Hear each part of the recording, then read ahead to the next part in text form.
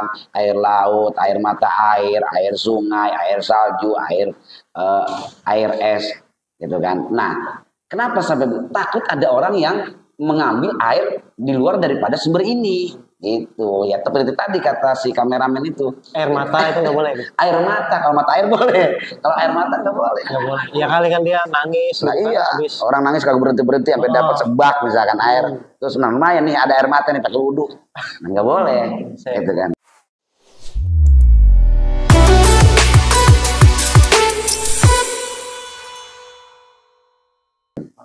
Nah, pertanyaan saya, kalau air itu kan untuk dipakai bersuci itu harus yang enggak ada rasanya, Gus ya. Betul. Kecuali mungkin dia secara alami seperti air laut ya, Gus. Iya, iya. Nah, kalau air ledeng, Gus. Air apa? Air ledeng, air pam misalnya. Air pam, iya. Nah, satu ketika air pam ini mungkin terkena dampak limbah atau apa. Oh, iya, iya. Terus kemudian ada bau. Ada bau. Ada bau, terus ada rasa sedikit lah gitu. Betul. Nah, itu gimana tuh, Gus? Sebenarnya di sini kayaknya ada jawabannya, atau saya jawab dulu gitu. Atau nanti ikutin alur ini. Ikutin alur ini. Ikutin alur ini aja kali ya. Oke. Nah, oke, tadi udah jenis air udah ada. Nah, summa almiyahu, lalu air itu ala arba'ati aksamin. Maka air itu dibagi menjadi 4 bagian. Setelah kita mengenal jenis air, maka dibagilah air ini menjadi 4 bagian. Yang pertama, thahirun mutahhir. Air itu suci dan menyucikan. Terus ghairu makruhin, dan tidak makruh juga istimalihi ketika dipergunakannya. Nah, itu. Terus air apa yang demikian itu? Wahwa al-ma'ul mutlaqon, yaitu air yang mutlak. Oke, kita bahas dulu di sini. Yang pertama, dari pembagian air yang 4 itu adalah ada yang disebut dengan air thahir mutahhir, air yang suci menyucikan, disebut air mutlak. Nah, air yang suci dan menyucikan itu, yang disebut air mutlak itu air yang memang belum terdampak apa-apa. Udah airnya suci, gitu kan? Menyucikan lagi. Menyucikan itu dalam arti boleh kita pakai berwudu, boleh kita pakai mandi. Mandi dalam arti di sini mandi junub, mandi hadas. Mandi hadas. Nah, itu namanya air mutlak, air yang belum terganggu apa-apa. Itu sedikit ataupun banyak. Kan gitu, sedikit ada tata caranya, banyak juga ada tata caranya dalam menggunakan air. Nah, ini yang disebut air thahir mutahhir. Dan juga di sini tadi dikatakan ghairu makruhin, tidak makruh ketika dipergunakan. Oh, tanda tanya berarti apakah ada air yang thahir mutahhir terus makruh dipergunakan? Ada berarti kalau begitu. Ketika musannif harus mengutip bahasa tidak makruh. Nah, karena air juga begini. Bentuknya, banyaknya udah oke, suci, banyaknya juga menyucikan, belum terindikasi apa-apa. Tetapi air ini gosong. Gosong itu apa? Kita air boleh maling misalkan. Air boleh ngambil dari tetangga. Dipakai wudhu, dipakai mandi. Nah, itu kan bahaya juga. Makruh gitu. Itu ya? Nah, itu bisa jadi makruh kan begitu. Kita ngambil walaupun mungkin tetangga dianggap sudah merelakannya, kita ambil juga. Siapa sih yang nggak boleh pakai wudhu, bener nggak? Yeah. Siapa sih nggak boleh pakai ibadah? Tetapi ketika kita mau berwudhu di sumurnya tetangga, kita tidak bilang, akhirnya gasab namanya. Nah, itu kurang bagus juga, tidak boleh, bisa akan berindikasi makruh. Tetapi dalam hal ini dilanjutkan lagi, makruhun wa ismalu dan mengurangi. Wahwa al-mutlaq. Wa tahirun mutahhir. Yang kedua adalah air yang suci menyucikan. Makruhun, tetapi di sini makruh istimaluhu ketika dipergunakannya. Wahwa al-ma'ul musammas, yaitu adalah air musammas. Nah, jenis air yang kedua di sini suci dan menyucikan, gitu kan. Suci dan menyucikan, tetapi makruh jika dipergunakan, bukan makruh secara hakiki tadi, secara apa namanya ya, seperti tadi gosok itu. Tetapi makruh secara jatnya air. Contoh, air musammas. Air musammas itu air panas. Nah, air panas baik panasnya itu karena disengaja, tetapi makna daripada musammas di sini rujukannya memang ada air yang panas karena sengatan matahari. Ya. Gitu. Nah, kita di wilayah yang suhu udaranya standar seperti ini, gitu kan, berwudu dengan air panas, walaupun itu air itu alamiah, bukan hasil boleh memanaskan, Nah itu makruh kalau dipakai bersuci. Gitu. Dan ini memang ada standar, ada hadisnya ketika Rasulullah melarang, itu kan untuk menggunakan air musamas. Di sini air yang panas akibat sengatan matahari karena itu akan menimbulkan efek negatif juga kepada kulit kita. Nah, kecuali begini, air musamas, air panas itu air yang sengaja dipanaskan karena kita berada pada cuaca dingin, dingin banget misalkan. Ketika air dipanas pun tidak akan menjadi madarat. Itu mungkin boleh, bukan mungkin boleh, jangan boleh seperti itu. Nah ini yang disebut dengan air musamas, air yang karena matahari nggak boleh dipakai mandi. Nah sekarang itu kan zaman ada toren ya. Betul. Ada toren. Nah sekarang gimana kalau toren itu kan kena panas. Kena panas. Biasanya airnya jadi ikutan panas ya. Air itu jadi panas. Nah ketika air itu memang ikut panas dan masuk ke dalam kategori panas, bukan hangat, ada panas ada hangatnya masalahnya ya. Oh gitu. Iya.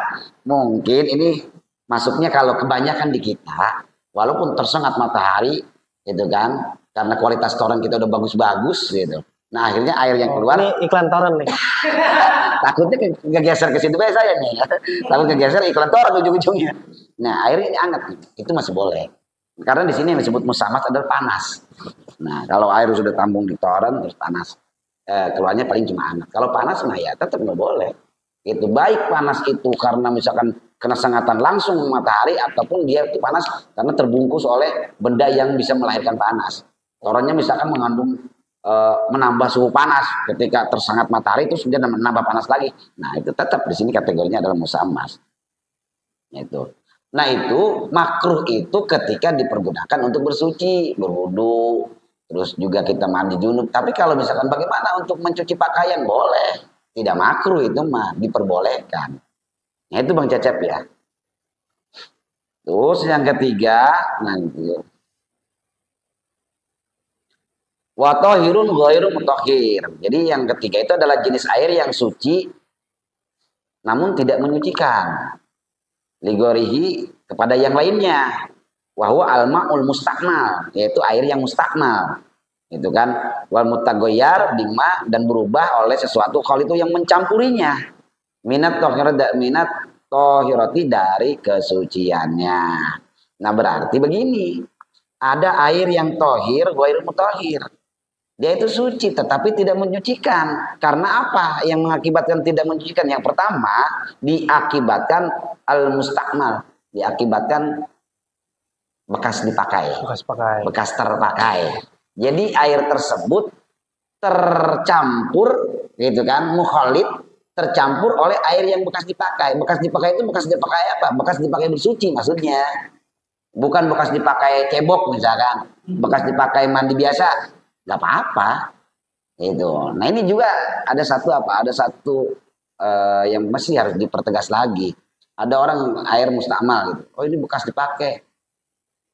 Takutnya orang berasumsi bekas dipakai apa? Kan dulu saya ingat waktu saya masih kecil sama orang tua. Eta cai udah dikobok, gitu kan? Mau dipakai wudhu. Nah, itu khawatir dari bahasa itu anggapannya dikobok mau dipakai wudhu. Berarti kalau udah kesentuh nggak boleh dipakai wudhu dong. Nah, bukan itu. Yang disebut air mustamal itu adalah air yang bekas dipakai wudhu. Kalau bekas dipakai mandi mah, bekas dipakai cebok sama kita air itu. Ya, bukan mustamal namanya. Gitu Bang Cecep. Contoh, terutama ini adalah pertanyaan pada air yang sedikit masalahnya. Gitu kan? Air yang udah sedikit, udah mustamal kan repot. Kalau banyak sih misalkan nggak ada istilah mustamal. Misalkan air yang lebih dari 2 kula misalkan. Itu mau kita wudhunya dikobok atau bagaimana, silakan aja. Nggak ada istilah mustamal. Tetapi kalau air yang di bawah duna kulata ini, yang di bawah 2 kula itu, maka akan rawan dengan bahasa mustamal tersebut. Oke, nah ini ada situasi begini. Ada situasi begini, kita wudhu dari keran. Kita wudhu dari keran, di bawah keran itu ada ember. Sudah berisi air. Ya kan? Kan kita wudhu tuh dari keran. Otomatis bekas kita wudhu, air wudhu itu jatuh ke ember kan? Iya betul. Apa hukum air yang ada di dalam ember itu?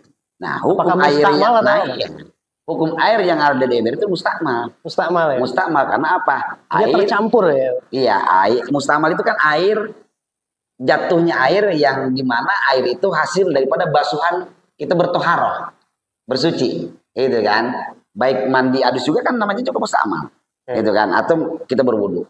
Air yang jatuh dari kulit, di mana air itu hasil daripada pelaksanaan berwudu, maka itu musta'mal. Mau dia jatuhnya kemana juga, walaupun kita tadangin, itu tetap kategorinya musta'mal. Gitu. Berarti air musta'mal ini kemungkinan tidak bisa dipakai untuk mencuci baju. Apanya? Air musta'mal. Sebenarnya boleh. Maksud saya gini, karena kita nggak tahu di baju kita ada najis atau enggak gitu kan. Gitu. Kalau misalkan di baju itu ada najis, berarti nggak bisa disucikan dengan air musta'mal itu. Enggak. Kategori suci dan menyucikan di sini adalah untuk hanya 2 amaliyah, yaitu berwudu dan mandi. Yang disebut air musta'mal itu bukan berarti air najis. Gitu kan? Hanya disebut adalah air yang tidak boleh dipergunakan lagi untuk bersuci. Bersuci hadas dan bersuci junub itu kan bukan mensucikan najis. Benar nggak? Jadi tidak ada hubungannya status air ini menjadi najis. Nggak ada. Air ini tetap suci. Hanya musta'mal aja statusnya. Ketika mau dipakai mandi yang lainnya, mau dipakai nyuci baju, nyuci piring, ya boleh suci air ini. Hanya kategorinya musta'mal. Kasarnya tidak boleh dipakai lagi berwudu. Ibarat kasarnya mah tidak bisa didaur ulang untuk berwudu air ini. Berarti bisa dipakai untuk mencuci baju yang di bajunya itu ada najis. Boleh. Bisa itu ya? Bisa. Itu baju kita ada najis. Dicuci pakai bekas air musta'mal ya boleh-boleh aja. Bahkan air musta'mal kalau mau diminum ya boleh-boleh aja. Itu kan. Karena di sini itu secara hukum lahiriah. Beda lagi kalau kita bicara hukum batiniah. Ada yang mengatakan bahwa kalau dilihat dari kacamata hukum batiniah, berwudu itu kita kan membasuh bahasa kasarnya kotoran, baik kotoran lahir ataupun kotoran batin. Cuma makanya fikih itu kan fikih itu lebih kepada orientasinya lahiriah, bukan batiniah kan. Tapi kalau dilihat dari kacamata kasab batiniah, memang pernah Imam Hanafi pernah melihat sampai dia tidak minta pertolongan lagi kepada Allah. Ya Allah, jangan berikan saya kasab untuk melihat air wudu yang musta'mal itu. Karena apa? Itu menjijikan katanya. Ketika kita berwudu, terus keluarnya itu menjijikan. Mungkin dosa itu kali, dosa yang buat, gitu kan, dosa yang buat. Itu bagi yang kasar, tetapi dalam hukum fikih kan tidak berlaku. Ketika dalam arti sudut pandang seperti itu untuk dikaitkan dengan hukum ini. Itu hanya hukum batin. Semua orang bisa begitu ya. Iya, karena itu kasar itu kan kharikul adat, di luar daripada adat. Ya, ngantuk. Giliran patur ijar aja dia melek ketawa terus. Patur ijar. Wah, kacau ya. Nah itu. Nah ya, jadi itu yang disebut boleh dipakai apa aja. Punya kameramen satu ngantuk kan, kacau kan. Emang biasanya kalau dipakai ngaji begitu. Dilanjut atau gimana? Ada pertanyaan lagi? Lanjut. Ya dikit lagi ya dikit lagi di sini. Mutahhir ghair huwa al-maul musta'mal. Nah, terus wal mutaghayyir bima khalituhu minat thahirati. Jadi yang kedua, dari air yang suci tapi tidak menyucikan itu selain daripada musta'mal karena adanya perubahan. Perubahan dari apa? Mukhallid. Ada yang mencampur, ada yang tercampur di dalamnya. Air ini misalkan, air ini suci, gitu kan? Tetapi tidak menyucikan karena tercampur. Tercampur itu tidak harus dengan sesuatu yang najis. Tercampur juga dibagi 2. Ada yang tercampur oleh najis, ada yang tercampur dengan sesuatu benda yang suci. Tetapi tetap tidak menyucikan walaupun tercampur dengan yang suci. Contoh, misalkan air ini kita punya air 1 bak atau 1 ember, mau kita wudu. Nah tiba-tiba ada Bang Cecep jahil misalkan, taruhin kopi itu air, diaduk kan jadi kopi, gitu. Nah, status air yang 1 ember kita taruhin kopi, airnya berubah menjadi air kopi. Statusnya air itu tetap suci kan, tetapi ghair mutahhir, tidak mensucikan. Akhirnya kita wudu pakai air kopi kan gitu. Itu maksudnya. Suci mah suci, boleh tuh diuyup, boleh diminum, tetapi tidak boleh untuk dipakai bertaharah, bersuci karena sudah berganti nama yaitu air kopi. Nah, nanya lagi. Kalau pikir begini, kalau pikir rasain ya kan. Malam-malam atau misal kebanyakan ngantuk kita ya. Paling urusan kesana-sana tuh baru kita agak ngantuk. Nah, sekarang nanya lagi. Gimana kan kalau di saya kampung saya di Kerawang gitu ya. Nah, itu satu ketika main ke rumah bibi di sana, jadi di kamar mandinya itu ada kolam apa namanya buat penampungan air lah, Iya, iya kan, betul betul. mandi. Nah itu biasanya orang kampung di sana di dalamnya dicemplungin juga ikan gitu. Ikan, iya. Nah gimana? Apakah itu? Tapi mereka pakai wudhu juga itu air itu. Pakai wudhu, iya. Nah mereka pakai wudhu juga, dicemplungin ikan. Tapi di situ di dalam ada ikan. Gitu kan. Ikan kan dia pup, terus pipis juga. Udah apa beda? Iya, kita nggak tahu kencingnya seberapa ember kencing ikan ya. Nah, bagaimana hukumnya kemudian air ini? Nah, air ini ketika air ini adalah sudah 1 kula atau di atas 2 kula, terus air itu berubah, gitu kan? Berubah karena ada pengaruh alamiah, misalkan kan? Itu pengaruh alamiah. Contoh kecil dulu, air banyak, terus kemarin tuh air itu putih, kok sekarang hijau? Kenapa ini jadi hijau? Oh, karena ada lumut misalkan. Jadi akibat lumut yang terlalu tebal, airnya jadi hijau. Tapi itu alamiah. Alamiah. Terus ini bagaimana? Karena ada ikan berak, ikan pipis di situ kan, ikan makan, jorok terkumpul di situ. Nah, kita lihat tuh kalau memang di situ bicaranya adalah ikan, air ketika memang di situ ada bangkai sekalipun, ketika bangkai itu memang tidak dalam arti yang tidak memiliki darah, dalam arti apa ya? Seperti bangkai ikan kan diperbolehkan, benar nggak? Bangkai ikan jangankan istilahnya cuma ngambang dimakan nama binatang lain, dimakan nama kita juga kan boleh. Nah gitu, binatang seperti itu. Nah akhirnya apa? Air itu banyak. Kita pakai wudhu, boleh. Berubah karena tai ikan di situ kan, berubah. Tapi karena memang airnya satu empang, ya boleh dipakai berwudhu. Gitu maksudnya. Walaupun itu sengaja. Walaupun ikan itu ditaruh di situ secara sengaja. Iya, ya kalau mungkin kalau di sungai kan yang tadi tipikal air itu, kalau sungai kan memang kita ya di sungai ya ada ikan lah gitu kan, di laut ada ikan gitu. Ini boleh ngerokok nggak sih? Agak asap. Boleh. Tapi asbak nggak ada kita. Iya, biarin ada asbak bawah. Itu di bawah dah. Di bawah asbaknya luas. Iya, nah itu. Nah, jangankan misalkan cuma bicara ikan, Bang Cecep kencing aja tuh di kolam. Gitu kan, kencing di kolam, terus air itu sebenarnya pakai wudhu, ya boleh-boleh aja, karena air itu udah melebihi standar ketentuan yang boleh dipakai berwudhu, karena nggak mungkin air satu kolam itu di bawah 2 kula. Wah, ini harusnya jangan dipotong nih, bahaya kalau sampai dipotong nih. Oke, iya. Berarti sebenarnya ukurannya itu standarnya itu kayak gimana? 1 kula itu ada di sini. Baik, kita lanjut aja berarti ya, nanti kita bahas ke situ. Selanjutnya tadi air yang tercampur ya, tercampur itu baik kalau misalkan sedikit ataupun banyak gitu. Oh lagi halati najasat. Nah selanjutnya adalah air waba'un najsin, yaitu air yang najis, wahwa alladzi halat, yaitu air yang bercampur fi najasati fihi, pada air tersebut najasatu najis, wahwa duna kulataini, dan air tersebut terdiri dari 2 kulah. Nah yang pertama, air itu bisa disebut najis. Itu nah di sini najun huwa duna kulataini. Air itu najis karena tadi yang seperti yang disampaikan Bang Cecep. Apabila air itu duna kulataini, di bawah 2 kulah. Itu aukana.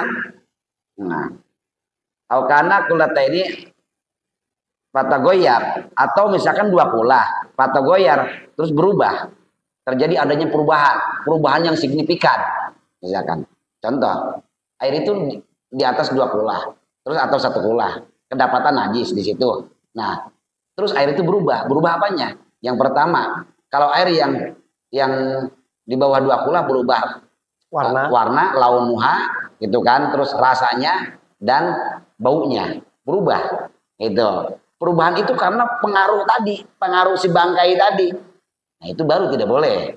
Bangkainya juga bangkai yang dimapu atau enggak. Kalau bangkai yang dimapu, yang dimaafkan seperti bangkai ikan, bangkai belalang, itu boleh-boleh aja. Gitu kan. Tetapi kalau bangkai yang lain, misalkan bangkai kucing misalkan, wah sampai air ini berubah baunya, bau bangkai nih. Gitu, ya baru nggak boleh. Rasanya pas diuyup kita rasa bangke misalkan. Gitu. Rasa bangke. Gitu.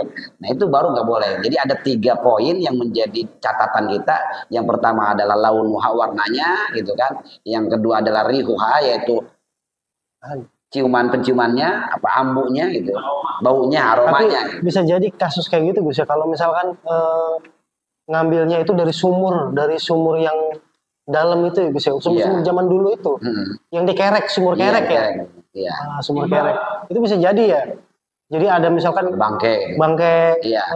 Tikus, atau kucing, iya. dia lagi jalan malam-malam kecebur situ. Mati. Itu bisa jadi itu ya. Bisa jadi itu ya begitu. Air khawatirnya kan dalam satu penampungan itu airnya itu dunal kulaten di bawah 2 kulah itu. Nah itu diantaranya.